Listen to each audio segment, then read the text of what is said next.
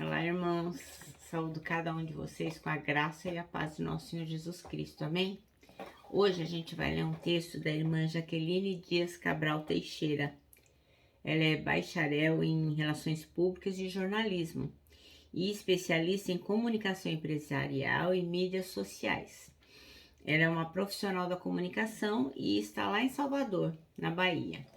E como ela é mãe em Cristo, ela escreveu para o Manancial, que é uma publicação de meditações diárias da União Feminina Missionária Batista do Brasil, este texto chamado Cremos no que não vemos. E nós vamos ler o texto juntos e eu vou contar para os irmãos aquilo que eu entendi, ok? Isto dito, vamos iniciar orando.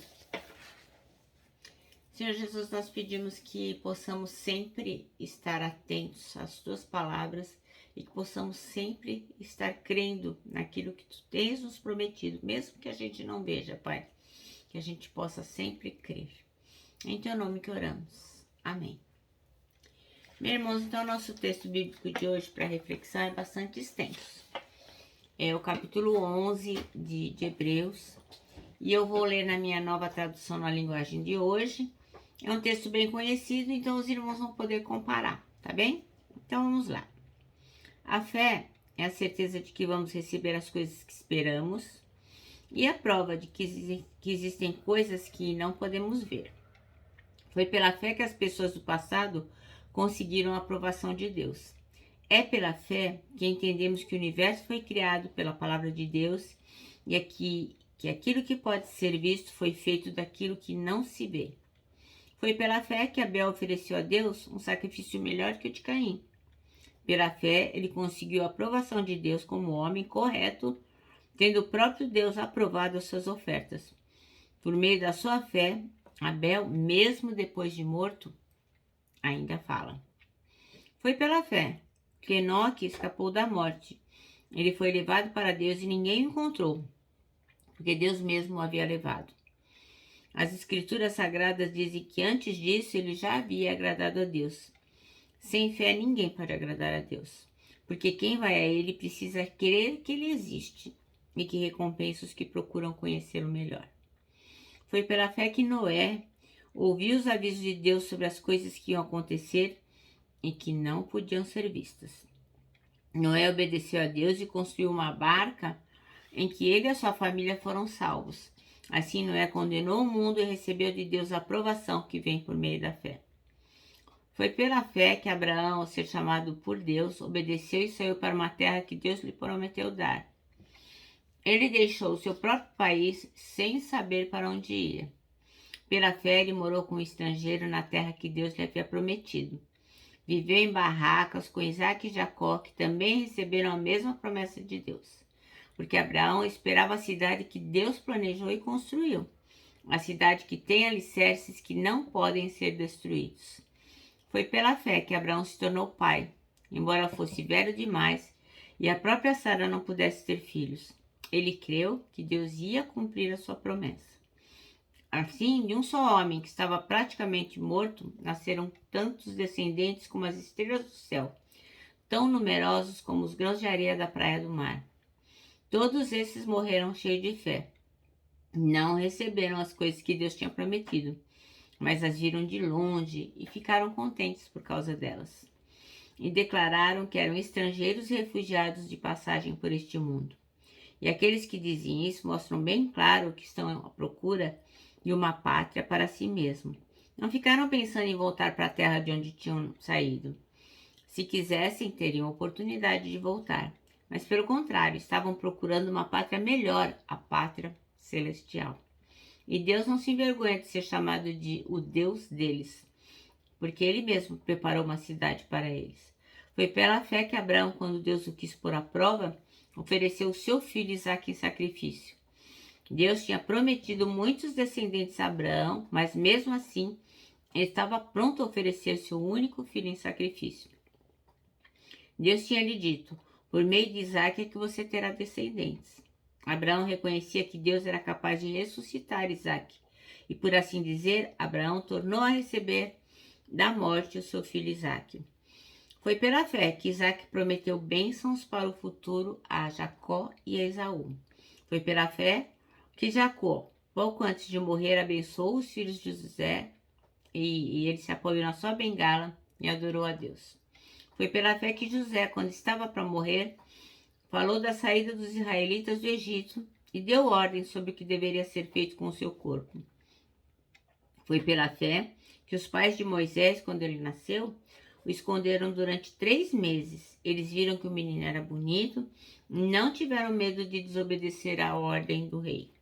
Foi pela fé que Moisés, quando já era adulto, não quis ser chamado do filho da filha de Faraó. Ele preferiu sofrer com o povo de Deus em vez de gozar por muito tempo os prazeres do pecado.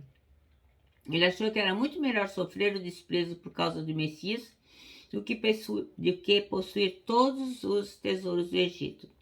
É que ele tinha os olhos fixos na recompensa futura. Foi pela fé que Moisés saiu do Egito sem ter medo da raiva do rei e continuou firme como se estivesse vendo o Deus invisível.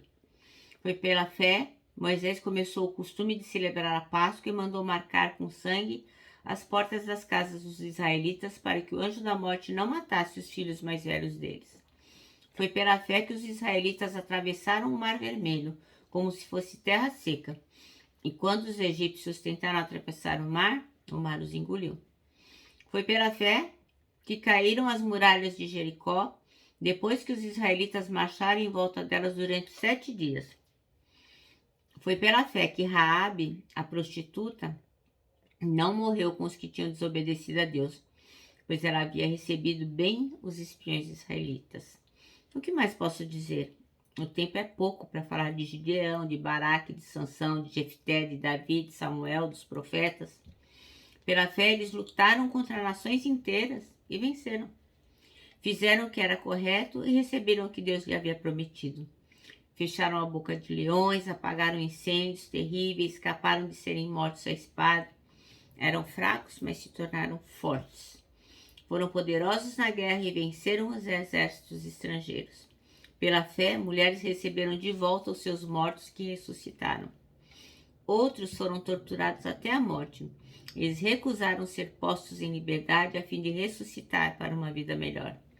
Alguns foram insultados e surrados, outros acorrentados e jogados na cadeia.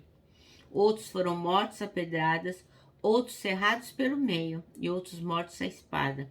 Andaram de um lado para o outro vestidos de peles de ovelhas e de cabras. Eram pobres, perseguidos e maltratados. Andaram como refugiados pelos desertos e montes, vivendo em cavernas e em buracos na terra.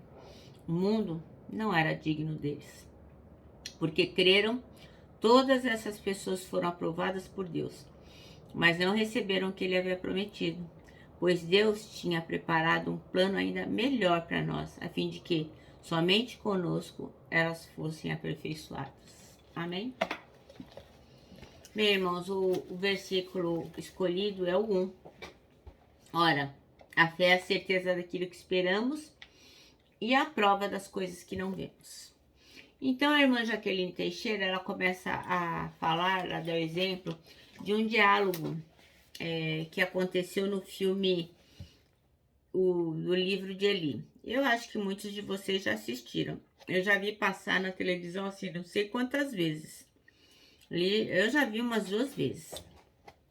Então, o protagonista é o Eli e Solara.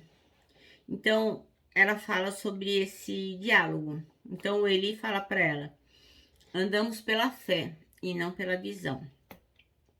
Aí a Solara diz para ele: mas o que isso significa? Aí ele responde: isso quer dizer que você tem certeza das coisas, mesmo não sabendo de nada. Bom, então esta é uma conversa que todo cristão deveria entender. Todos nós que já aceitamos Cristo, que temos Jesus como nosso Salvador, deveríamos entender o que é você ter certeza de uma coisa mesmo sem saber de nada. Porque no fundo a gente não sabe de nada mesmo, né? A gente acredita no que a gente não vê, porque a gente sabe quem é Jesus Cristo, a gente sabe a quem serve, a gente sabe o tamanho do nosso Deus.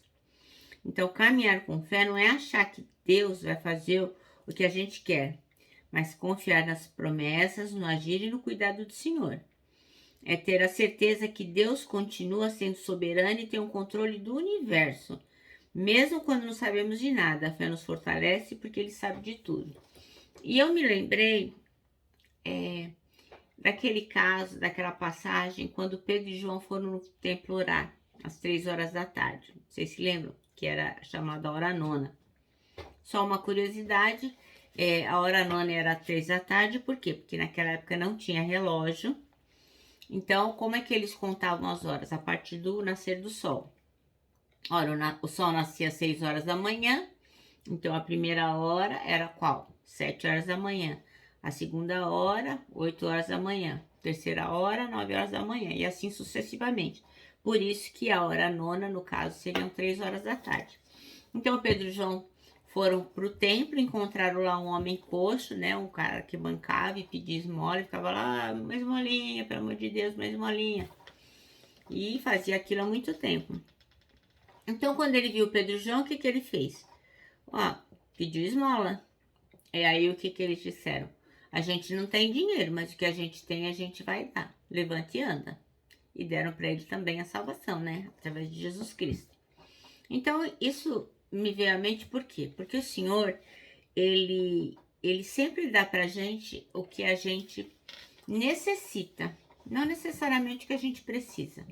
Muitas vezes o Senhor pode nos dar o que precisamos, mas na verdade nós cremos e temos que crer sempre que o Senhor vai providenciar aquilo que nós necessitamos, por mais duro que seja aquilo que a gente receba. Com certeza o Pai é dono de todo esse universo e Ele vai estar cuidando de nós, e nós, se confiarmos nas suas promessas, vamos crer que Ele está agindo com cuidado e está cuidando de nós. E Ele vai sempre nos dar aquilo que a gente precisa. Então o salmista declarou lá no Salmo 23, lembra? Sei que a bondade e a fidelidade me acompanharão todos os dias da minha vida. Mas, logicamente, como eu sempre digo, não é bagunçado assim. Você tem que ser obediente. Se você não serve a Jesus, esta frase não serve para você. Então, se você serve a Jesus, você sabe muito bem o que isso representa. Olha ao seu redor e você vai ver o quê? A expressão de todos esses atributos de Deus na sua vida. A bondade, a fidelidade, tudo que Ele tem feito por nós. É só olhar e, como nós dissemos recentemente, contando, né, as bênçãos que Ele tem feito por nós. Então, conhecemos o Senhor e já experimentamos o seu poder em diversas situações. E, inclusive, as situações que a gente nem sabe que Deus está agindo, mas Ele está. A gente nem sabe que tem livramentos, mas Deus está nos livrando. Então, a gente pode crer e caminhar com fé em qualquer circunstância, qualquer que for. Mesmo nesses tempos de Covid, de incerteza, muitas pessoas indo a óbito, doentes, depressivas, sem dinheiro, tristes, mesmo nesses momentos a gente pode caminhar e crer. Podemos crer no nosso Deus em todo o tempo. Então, quando a dificuldade chegar, quando a dúvida bater na sua porta e o desânimo quiser entrar no seu coração, vai lá, lê de novo Hebreus, lê quantas vezes forem necessárias. Você serve ao mesmo Deus de todas essas pessoas, de Isaac, de Jacó, de Abraão, de Moisés, de todos eles. Porque o Senhor não muda, né? Ele é o mesmo ontem, hoje e sempre. Então, você tem que crer nisso. Você tem que encher o seu coração de coragem para seguir em frente, sabendo que Deus é quem guarda você e conduz você em todos os seus caminhos. Amém? O nosso manancial termina assim, ó. Alimente sua fé, fortaleça o seu coração para não viver por vista. Então, você não tem que viver vendo, você tem que viver crendo. Amém? Bom, eu me despeço aqui com o meu abraço fraternal, com o meu abraço diário de ursa. Lembrando que em 2021, ó, ninguém solta a mão de ninguém. E lógico, né? Com a nossa palavra de ordem que é saudades.